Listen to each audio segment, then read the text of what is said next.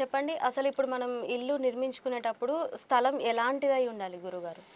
First of all ఏంటంటే ఇల్లు నిర్మాణం చేసేటప్పుడు మనం ఎప్పుడు ఈ వాస్తుపరంగా జాగ్రత్తలు ఏం తీసుకోవాలి అనే విధానం మీద మనం తెలుసుకోవాలి మనం. చాలామంది ఏం చేస్తారంటే స్థలం దొరికింది కదా అని చెప్పేసి ఇల్లు కట్టేద్దాం అని చెప్పేసి రకరకాలుగా చేస్తూ ఉంటారు. అవి కాకుండా వాస్తుపరంగా ఏ రకమైన నిర్ణయాలు తీసుకోవాలి అనే విషయం మీద మనం ఇప్పుడు చర్చించుకుందాం. మనం ఇప్పుడు ఉదాహరణకి ఒక 400 స్క్వేర్ యార్డ్ సైట్ ఉందనుకోండి.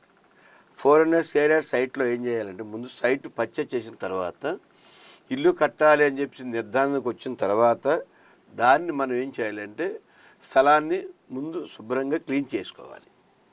శుభ్రంగా క్లీన్ చేసుకున్న తర్వాత స్థలం మొత్తం కూడా సైట్ అంతా కూడా స్క్వేర్గా చేసుకొని దాంట్లో మనం ఏం చేయాలంటే ఒక 6 ఇంచెస్ లోతు సైట్ అంతా డిగ్గింగ్ చేసేయాలి. అంటే 6 అంగుళాల లోతు మొత్తం సైట్ అంతా తీసేసి మట్టిని బయట పారేయాలి. బయటని పారేసిన తర్వాత మనం ఏం చేయాలంటే సరిపోతుంది అనుకుంటే పర్లేదు, సరిపోలేదు ఇంకా బాగా లూజు మట్టి ఉందనుకుంటే మినిమం 2 ఫీట్ వరకు తీసేసి మనం మట్టిని బయట పారేసేసుకొని అప్పుడు మనం ఏం చేయాలంటే ఒక మంచి ఇంజనీర్ గారి చేత ఒక డ్రాయింగ్ డిజైన్ చేయాలి. ఇంజనీర్ గారి చేత డ్రాయింగ్ డిజైన్ చేసుకొని ఇంజనీర్ గారి చేతనే మనం దాన్ని ఆ యొక్క మార్కింగ్ చేసే విధానం తెలుసుకోవాలి. ఈ మధ్యకాలంలో చాలామంది ఏం చేస్తున్నారంటే సిద్ధాంతి గారు వచ్చేసి ముగ్గేయాలి అని చెప్పేసి అంటున్నారు. అది కరెక్ట్ కాదు. ఎందుకంటే బిల్డింగ్ నిర్మాణం ఎప్పుడు కూడా ఇంజనీర్ గారే చేయాలి. సిద్ధాంతి గారు ఏం చేయాలంటే పర్యవేక్షణ చేయాలి దాన్ని.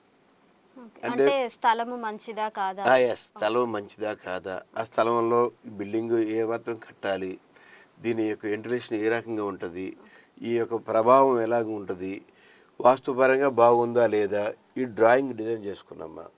ఈ డ్రాయింగ్ ప్రకారంగా అన్ని విధాలా బాగుందా లేదా అనే విషయాన్ని మనం ఒక వాస్తు సిద్ధాంతి చేత మనం దాన్ని పర్యవేక్షణ చేయించుకోవాలి మనం.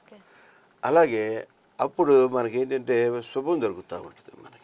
ఎందుకంటే ఇప్పుడు మాస్టర్ బెడ్రూమ్ ఎక్కడ ఉండాలి, చిల్డ్రన్ బెడ్రూమ్ ఎక్కడ ఉండాలి, హాల్ ఎక్కడ కట్టాలి, ఇవన్నీ కూడా మనం డిజైన్ చేసుకోవాలన్నమాట.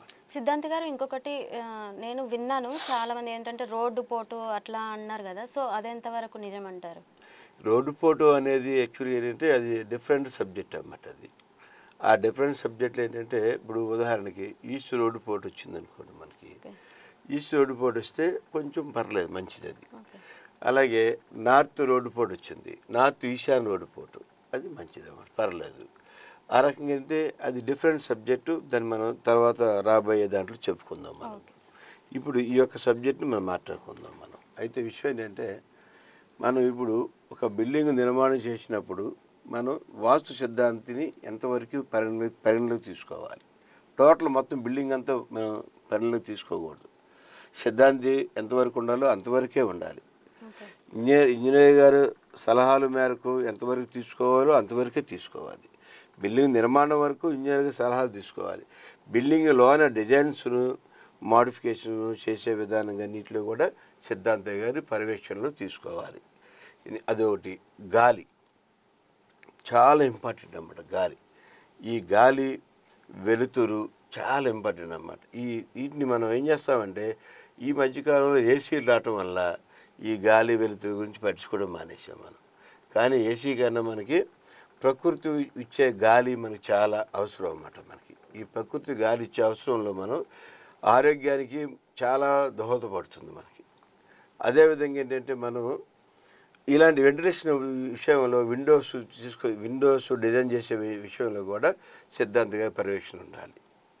అలా ఇంజనీర్ గారు ఇస్తారు డిజైన్స్, కాకపోతే కొంచెం మనకు అనుకూలంగా వాస్తుపరంగా ఉందా లేదు చూసుకొని ముందుకెళ్తే మంచి ఫలితాలు పొందుతారన్నమాట. దాంట్లో ఎంత మంచి ఫలితాలు పొందుతారంటే అద్భుతంగా ఉంటుంది అన్నమాట. ఎందుకంటే నేను చెప్పే విధంగా అంటే మట్టిని తీసి కొంచెం బయట పారేయటం, సలహాలు సంప్రదింపులు సిద్ధాంతి గారు ఇంజనీర్ గారు సలహాల మేరకు మనం పాటించగలిగితే, ప్లస్ బిల్డింగ్ పూర్తయ్యేంత వరకు కూడా సిద్ధాంతి గారు ఇంజనీర్ గారు కోయిన్సైడ్ అయ్యి కరెక్ట్గా అండర్స్టాండింగ్ జాగ్రత్తగా బిల్డింగ్ కట్టగలిగితే ఆ బిల్డింగ్లో ఉన్నవాళ్ళు ఆరోగ్యం బాగుంటుంది, ఆయుష్ బాగుంటుంది, ధనం బాగా సంపాదిస్తారు, మంచి జ్ఞానవంతులు అవుతారు, మంచి అభివృద్ధి బాటలో పయనిస్తారు. ఎందుకంటే నేను చాలా వరకు మేము బిజినెస్ గురించి చూసాం. మేము అలాగే కొంతమంది ఇంజనీర్లతో కూడా, బెంగళూరు ఇంజనీర్లతో కూడా, హైదరాబాద్ ఇంజనీర్స్తో కూడా మేము మొత్తం పర్యవేక్షణలు చేస్తాం, కొన్ని బిల్డింగ్స్ నిర్మాణం చేపడతాము. దానివల్ల కొన్ని ఫలితాలు, అద్భుతమైన ఫలితాలు వస్తాయి అన్నమాట మన దానికి. దాని గురించి ఎటువంటి ఇబ్బంది ఉండదని మా యొక్క ఉద్దేశం అన్నమాట.